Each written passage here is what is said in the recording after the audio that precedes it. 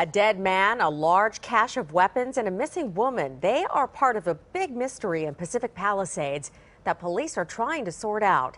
KCAL 9's Brittany Hopper is live in the newsroom with what we know so far. Brittany. And Elsa, this is a bizarre story that even a high-profile attorney says is difficult to believe. But the attorney says his client is cooperating with LAPD. It sounds like a Hollywood movie. A dead man's body, 1,200 guns, and 6 tons of ammunition found in a Pacific Palisades neighborhood last week after this high-profile attorney, Harlan Brunn, says his client, the fiancée of the dead man, called him to report her fiancé's body was still there. His story has always been that he was an undercover government agent and then set up a private company with his friends, and he did jobs for various organizations. That was his story. Braun says the man whose body was found is named Jeffrey Lash and didn't have any family or children.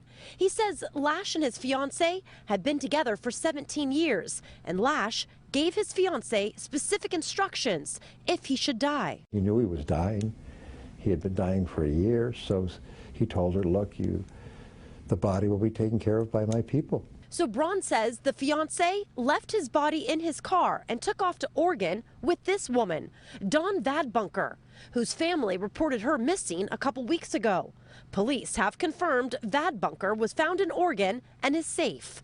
Braun says Lash told his fiancé he was a secret agent. Braun says Lash also left $250,000 in cash and 17 cars. Some of the cars were militarized. There's no charges. She just didn't know how to approach the police. And so she came to me and we reported to the police. Now, Braun says his clients will be speaking with LAPD next week. He says there's still no explanation where all the money came from. Live in the newsroom, Brittany Hopper, KCAL 9 News.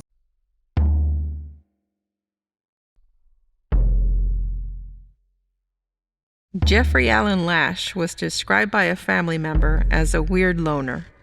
Anytime Lash saw a camera, he'd get upset. He told people his name was Bob Smith. His neighbors referred to him as Skinny Bob. He and his fiancée had eaten dinner at a local Italian restaurant for the last 7 years, where his usual order was raw steak. They drove in separate cars that had no license plates and always paid in cash.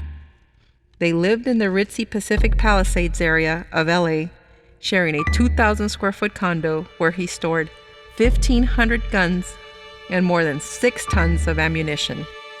But Jeffrey Alan Lash wasn't a gun dealer.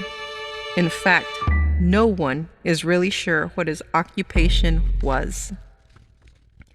The 60-year-old gun collector had convinced his fiancée, Catherine Nebron, and her employee, Dawn Marie Vadbunker, that he was a human alien hybrid working undercover on behalf of a secret government agency. Jeffrey Lash had a middle-class upbringing and went to high school at Westchester in Los Angeles, graduating in 1972. In the 1980s, Lash attended UCLA, but dropped out before graduating. It was around that time that he stopped communicating with his family. Several months before his death, Jeffrey Lash crashed into 4 parked cars near a second apartment he occupied in Sunset Mesa with a female roommate. He sounded disoriented after the wreck, but made it adamant that no one report the accident to police or insurance companies. The next morning, he paid off the owners of the cars in cash. The property manager of the Sunset Mesa apartments believed Lash to be a former CIA agent and often saw him with a blonde who he believed to be Lash's fiancée, Catherine Nebron. On July the 4th, 2015, Lash collapsed in a Santa Monica parking lot in front of his fiancée, Catherine, and her personal assistant, Dawn.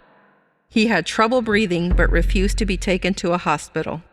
The 2 women attempted to help Lash by taking him to a doctor friend who spent 90 minutes trying to revive him in the passenger seat of an SUV parked outside his house. But the 60-year-old died. Instead of alerting the police, Catherine and Dawn parked the SUV on Palisades Drive, leaving the body inside before heading to Oregon. They claimed that Lash had given them very specific instructions on what to do in the event of his death. don't call authorities, leave the body in a car, and get out of town. It was then implied that secret agents would come take care of the remains. On July the 10th, Dawn Marie Vedbunker's mother reported her missing. While in Oregon, Dawn and Catherine apparently turned off their phones and didn't contact anyone to let them know of their whereabouts. Dawn last spoke to her family on July the 3rd, telling them she was on her way to meet her boss. On July the 15th, Dawn was located in Oregon after police found her car parked in front of a motel and made contact with her, verifying her identity.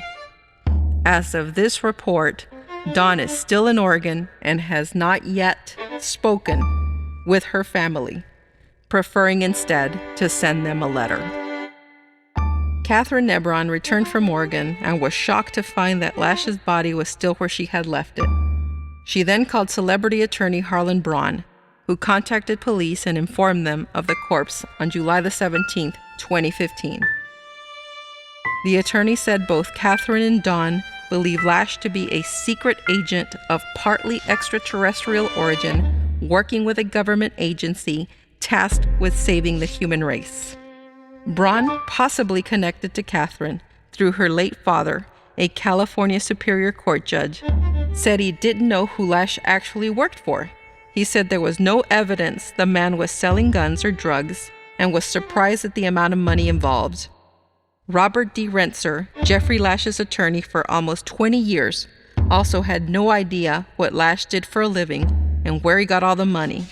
Rentzer said he found it odd that Lash had accumulated so much ammo, as he believed the guns to be collector's items and never knew of Lash ever firing any of them. When Los Angeles police searched the home Lash shared with his fiancée, they found more than 1,200 firearms valued at nearly $5 million, 6 tons of ammunition, bows and arrows, knives, machetes, $230,000 in cash, and chemicals for making bombs that had to be destroyed because they were too dangerous to transport.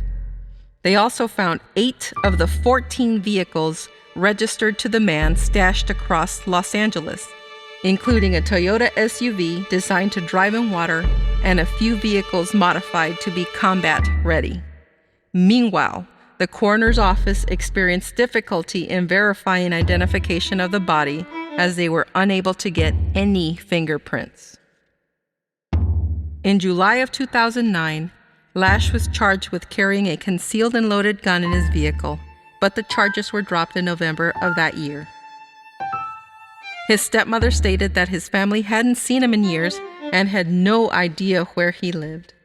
Lash hadn't even attended his father's funeral in 2010. She was also unaware of any independent wealth that would allow him to acquire millions of dollars worth of weapons and cars. This contradicted the claim by a reporter who had met Lash on 2 occasions and believed Lash had inherited a large amount of money from his microbiologist father. If this is true, how was his stepmother unaware of the inheritance? His fiancé's attorney said he was also unaware of Lash receiving any money from an inheritance. Despite all the oddities in this story, police think there was no foul play involved with his death, stating that Lash had been suffering from end-stage cancer.